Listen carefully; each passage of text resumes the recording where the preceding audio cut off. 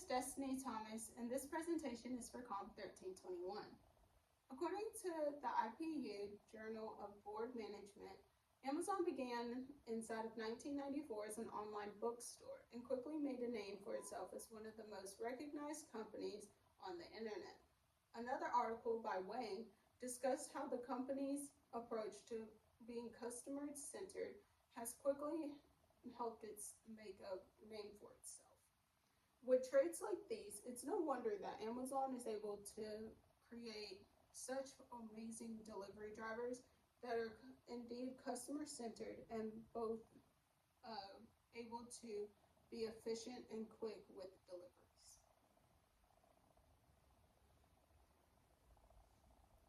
The first thing you're going to want to do whenever learning how to deliver an Amazon package is find a suitable place to park.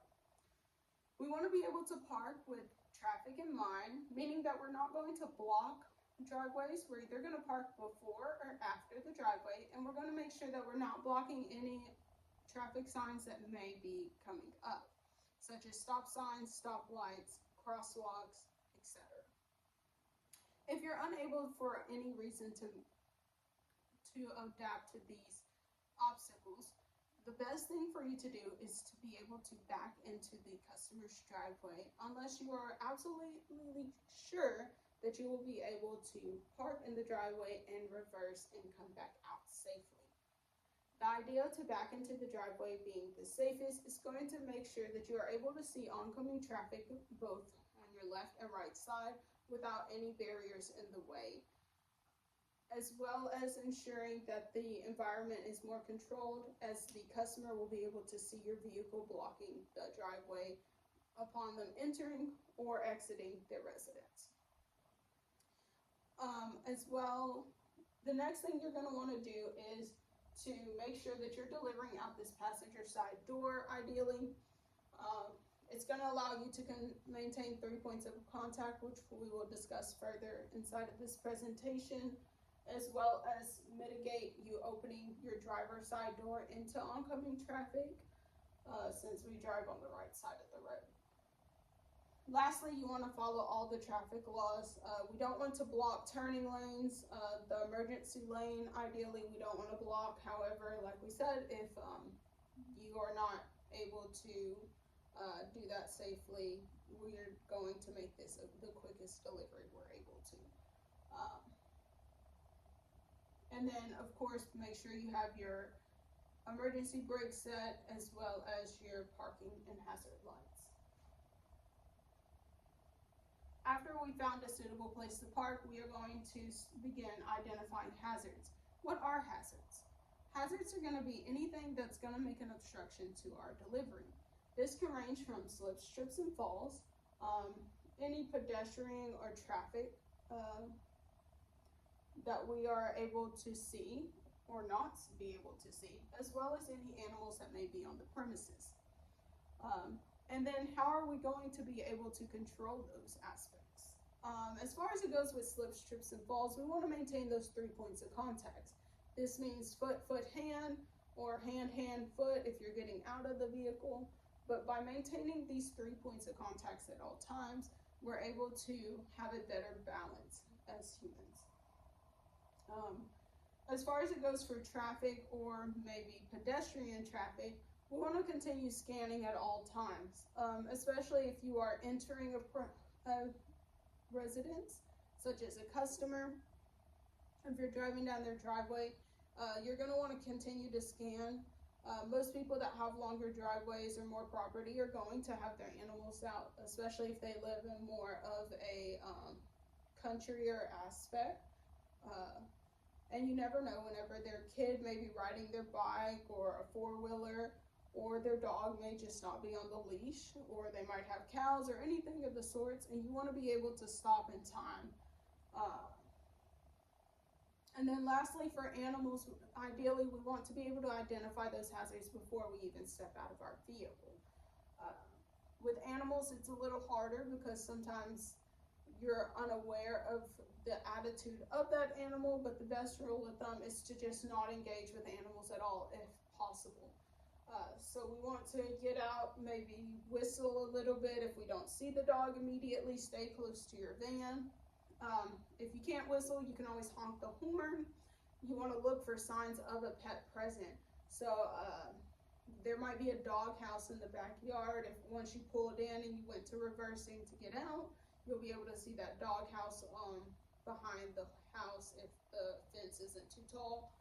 If you can't see the doghouse for whatever reason, or they don't have a doghouse, they might have toys laying inside of the yard. So you just want to keep the, ideally keep your eyes peeled for any identifiers. And then as far as how we can control them as well, if you do happen to step out of that vehicle, you are going to want to, one, create distance between yourself and whatever that hazard is, especially if it's an animal. And then if you're able to make it back to your vehicle or somewhere safe, meaning somewhere safe as in, like, if you make it to the front porch and the dog comes around the corner, if you're able to corner yourself against the wall and maybe a chair in between you two, begin calling the customer. If the customer isn't answering, call driver support, call emergency help, just anything to get yourself out of that situation. After we've identified our hazards, we're going to move into our customer notes. So after you've already parked, you've realized that you should be able to make this delivery pretty smoothly, you're going to press I've parked on your delivery device, and it'll pop up this next screen that's on the presentation. This one, the customer notes say that it's an apartment building and not to leave it inside of the parking lot. It also says to ring the doorbell, bring it into the living room, and unbox and set it up. Since we are not an Excel company, we're just typical delivery drivers, we would just notify the customer that we're unable to complete the last set of those requests, and then just take the delivery and move on. So once you identify those customer notes, we're going to compare that with any hazards that we may have. That's going back to the last slide of telling about the dogs, the slip strips and falls, or any traffic that might be blocked, or if like there's construction or anything like that. And then the next question you want to ask yourself is can you deliver to that address? If you can't deliver to that address, what are your next steps going to be?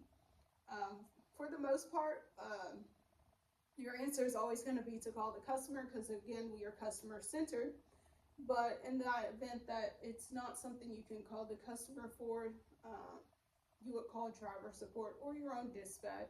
Or if you see another avenue and you are able to get in contact with the customer, see if that may be an option that they are okay with. Maybe not a permanent solution, but just a temporary one for the time being, unless they let you know that that's what they want for now on. So one example I put on the board is going to be that the customer wants their packages delivered to the backyard, but the device has already told you that there was a dog present at some point or another. What would you do? So this one's going to be a little tricky. So me personally, if I have delivered to that porch before, and I have seen that they do not have a fence that I can see through, I am not making that delivery. The house that I live at now, we have a big privacy 6-foot privacy fence that's wooden, and you cannot see in between it.